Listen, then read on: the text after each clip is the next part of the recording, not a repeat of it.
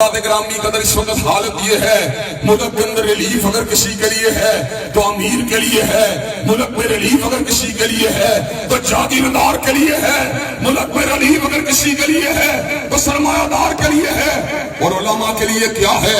ہاتھوں میں ہتھکڑی ہے، پیروں میں بھیڑیاں ہیں، جھوٹے الزامات ہیں، جیل کی کال کوٹریاں ہیں۔ حضرات گرامی قدر ہمارا بھائی مولانا ابو بکر معاویہ وہ کل بھی بے گناہ تھا، وہ آج بھی بے گناہ ہے۔ میں پاکستان کے وزیر داخلہ محسن نقوی کو مخاطب ہو کے یہ بات کہہ دینا چاہتا ہوں، تم کسی گروہ کے وزیر داخلہ نہیں ہو بلکہ تم پاکستان کے وزیر داخلہ ہو۔ اگر تم میں انسانیت ہے، اگر تم میں عدالت ہے، تم میں انصاف ہے، تو جن پولیس والوں نے اپنی کسٹڈی میں رکھ کر مولانا ابو بکر معاویہ کے اوپر بد کرداری کا الزام لگایا ہے، ایسے لوگوں کو تحت دار پہ لٹکا دینا چاہیے۔ حضرات گرامی قدر کیا یہ کام ہونا چاہیے کہ نہیں ہونا چاہیے؟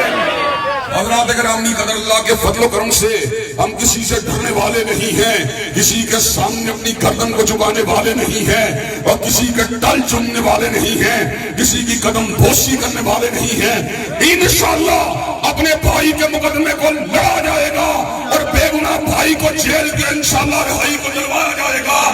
اور وہ عورتیں جو پردے داری کی دشمن ہیں، وہ عورتیں جو نکاح کی دشمن ہیں،